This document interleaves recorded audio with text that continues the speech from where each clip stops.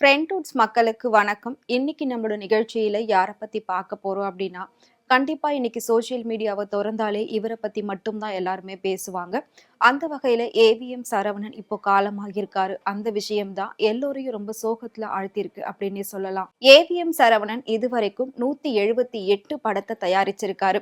இவரு தமிழை தாண்டி ஹிந்தி, தெலுங்கு, மலையாளம், கன்னடம் அப்படின்னு சொல்லி பல மொழிகள்லையும் பல படங்களை இவர் தயாரிச்சிருக்காரு.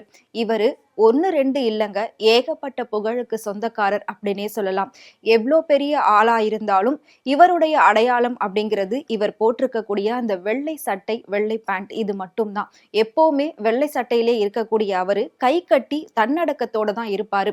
இதுதான் இவருடைய மிகப்பெரிய ஒரு அடையாளமாவே இருக்கும். ஏவிஎம் சரவணன் அவர்களை பத்தி சொல்லணும் அப்படின்னா, அவரு 1940ல பிறந்திருக்காரு. டிசம்பர் 3ஆம் தேதி, அதாவது நேத்து தான் தன்னோட 86வது பிறந்த நாளை ரொம்ப அழகா கொண்டாடி இருக்காங்க. ஆனா இன்னைக்கு காலையில 5:30 மணிக்கு அவரு இறந்து போயிருக்காரு. வயது மூப்பு காரணமாக மட்டும்தான் அவர் இறந்து போயிருக்காரு. கடந்த ஒரு சில மாதங்களாவே அவருக்கு கால் நடக்க முடியாம போயிருக்கு. இதனால தனியார் மருத்துவமனையில அனுமதிக்கப்பட்டு அவர் சிகிச்சையும் பெற்று வந்திருக்காரு.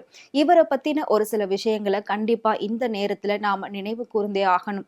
ஏவிஎம் சரவணன் அவர்களுடைய தந்தை ஏவி மெய்யப்பன் செட்டியார் அவர்கள், அதாவது 1945 சுதந்திரம் வாங்குறதுக்கு முன்னாடியே இந்த ஏவிஎம் நிறுவனம் கட்டி முடிக்கப்பட்டது. 1940ஆம் ஆண்டு தான் ஏவிஎம் சரவணன் பிறந்திருக்காரு. அதுக்கப்புறம் 1958ஆம் ஆண்டு அவரு தன்னோட கால் பதிக்கிறாரு ஏவிஎம் ஸ்டுடியோ அந்த நிறுவனத்துல. 18 வயசுல கால் பதிச்ச அவரு கிட்டத்தட்ட 80 வயசு வரைக்கும் இந்த சினிமா நிறுவனத்துல பல வேலைகளை பார்த்திருக்காரு. 2014ல தான் இவர் படங்கள் எடுக்கிறத நிறுத்தியிருக்காரு. இவருடைய அப்பா 1979, அதாவது ஏவி மெய்யப்பன் செட்டியார் 1979ஆம் ஆண்டு இறந்து போயிருக்காரு. அவர் இறந்து போகும்போது ஒரு விஷயத்தை இவர்கிட்ட சொல்லியிருக்காரு. என்ன அப்படின்னா, நாடு எந்த நிலைமைக்கு போனாலும், நீ எந்த நிலைமையில ஆனாலும், சோ இந்த ஏவிஎம் ஸ்டுடியோவை நீ நிறுத்தாம இதுல படங்கள் தயாரிச்சுக்கிட்டே இருக்கணும். இது எப்பவுமே மக்களுக்கு ஒரு வகையில உதவியா தான் இருக்கணும் அப்படின்னு சொல்லியிருக்காங்க. நம்மளோட நாட்டிலேயே முதல்ல சினிமா டிக்கெட் 50 ரூபாய்க்கு கொடுத்தது அப்படின்னா அது இவங்களோட தியேட்டர் மட்டும்தான், ஏவிஎம் ராஜேஸ்வரி மட்டும்தான்.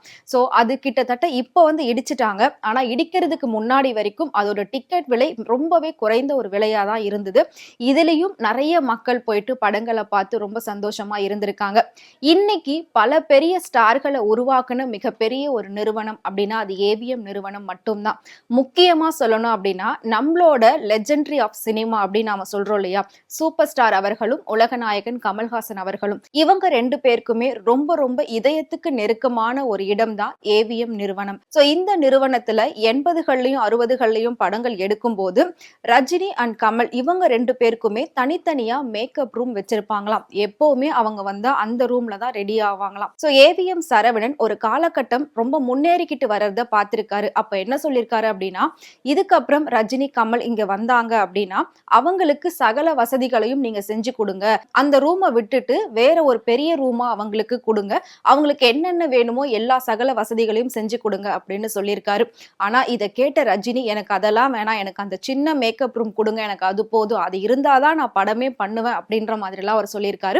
அந்த அளவுக்கு சூப்பர் ஸ்டார் அவர்களுக்கும் உலகநாயகன் கமல்ஹாசன் அவர்களுக்கும் ரொம்ப நெருக்கமான ஒருத்தர் தான் ஏவிஎம் சரவணன்.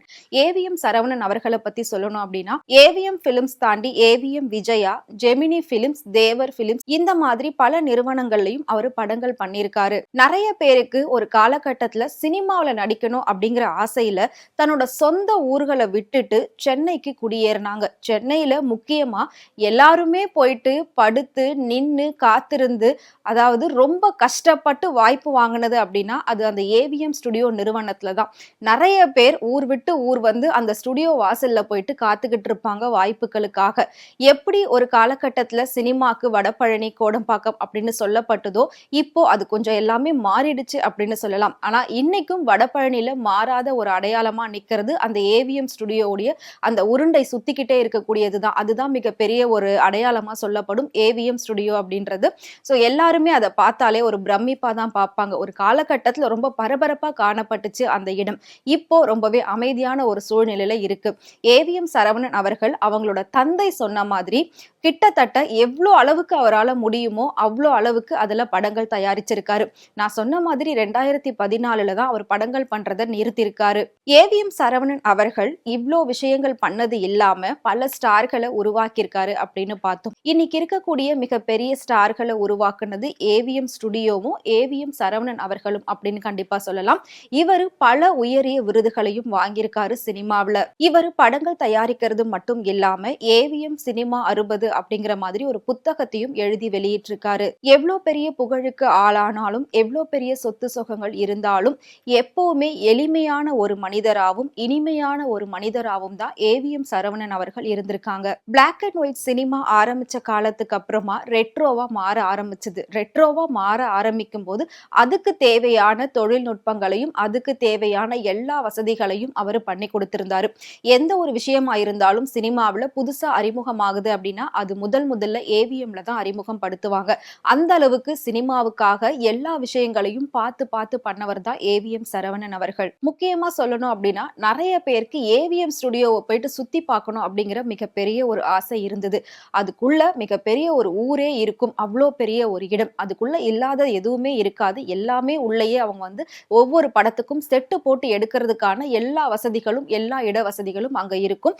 அதுல முக்கியமா அந்த வழியில ஸ்ட்ரெயிட்டா போனதுக்கு அப்புறம் பாத்தீங்கன்னா ஒரு மிகப்பெரிய ஒரு விநாயகர் கோவில் வரும். அந்த விநாயகர் கோவில்ல தான் ஒவ்வொரு படத்துக்கான பூஜையும் ரொம்ப பிரம்மாண்டமா விசேஷமா நடக்கும். அந்த கோவில்ல பூஜை போட்டு படத்தை ஆரம்பிச்சாலே அந்த படம் மிகப்பெரிய வெற்றி அடையும் அப்படிங்கிறது அந்த படக்குழுவினருடைய மிகப்பெரிய ஒரு நம்பிக்கையா கருதப்படுது.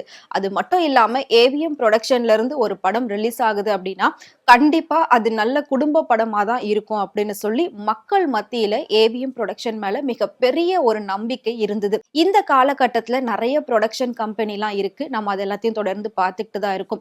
இருந்தாலும் ஏவிஎம் அப்படின்னாலே அது ஒரு தனித்துவமானது தான் எப்பவுமே. சோ அந்த காலகட்டத்தில இருந்து இந்த காலகட்டம் வரைக்கும் தனித்துவமா தெரியக்கூடியது தான் ஏவிஎம் ப்ரொடக்ஷன். அந்த ஏவிஎம் ப்ரொடக்ஷன்ல வரக்கூடிய எல்லா படமும் அந்த செட்டுக்குள்ளவே எடுக்கிற அளவுக்கான வசதிகளை அவர் எல்லாமே பண்ணி கொடுப்பாராம். அதுல நடிக்கிறவங்க பெரியவங்களா இருந்தாலும் சரி சின்னவங்களா இருந்தாலும் சரி ஒவ்வொரு விஷயத்தையும் சரவணன் அவர்கள் பார்த்து பார்த்து பண்ணி கொடுப்பாங்களாம்.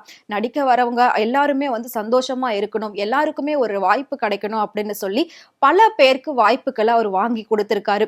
ஏவிஎம் சரவணன் மட்டும் அல்லாம ஏவி மெய்யப்பன் செட்டியார், அதாவது ஏவிஎம் சரவணனுடைய அப்பா அவர்களும் பாத்தீங்கன்னா இன்னைக்கு சினிமா துறையில பல பேருக்கு கை கொடுத்து உதவி இருக்காரு.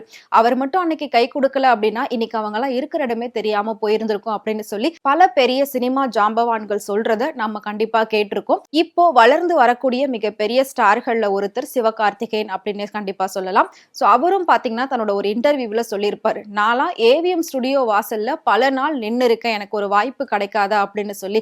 அதுல இருந்து வரவங்க யாராவது என்ன பார்த்துட்டு சினிமா நடிக்க எனக்கு வாய்ப்பு கொடுக்க மாட்டாங்களா அப்படின்னு சொல்லி பல நாள் நான் வந்து காத்துக்கிட்டு இருந்திருக்கேன். அந்த ஸ்டுடியோ வாசல்ல போய் போய் நான் வந்து நிப்பேன், அப்படிதான் எனக்கு வாய்ப்பு கிடைச்சது அப்படின்னு அவர் சொல்லியிருப்பாரு.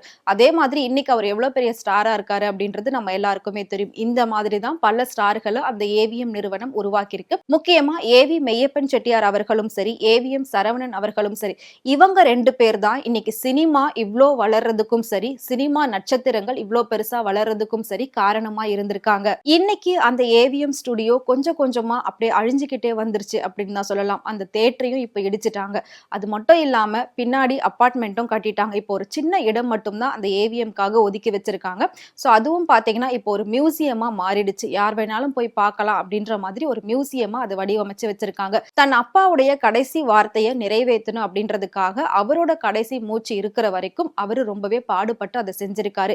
இப்படி ஒரு மனிதரை இதுக்கப்புறம் எப்போ பார்க்க போறோம் அப்படின்னு சொல்லி சினிமால இருக்கக்கூடிய திரையுலகினர் எல்லாருமே பாத்தீங்கன்னா ரொம்பவே சோகத்துல ஆழ்ந்திருக்காங்க.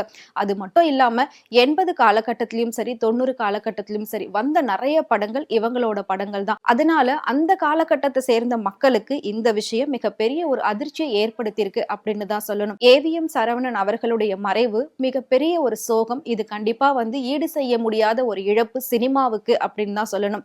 இன்னைக்கு இருக்கக்கூடிய எல்லா பெரிய பெரிய நட்சத்திரங்களும் எல்லா அரசியல் தலைவர்களும் நேர்ல போயிட்டு அவருக்கு அஞ்சலி செலுத்திக்கிட்டு இருக்காங்க. இந்த நேரத்துல அவரோட நினைவுகளை உங்களோட பகிர்ந்திருக்கிறது அவருக்கு மரியாதை செய்யற ஒரு விதமா இருக்கும் இருக்கும் அப்படின்னு நம்புறோம். ஃப்ரெண்ட்வுட்ஸ் டீம் சார்பாகவும் அவருக்கு ஆழ்ந்த இரங்கலை தெரிவிச்சுக்கிறோம்.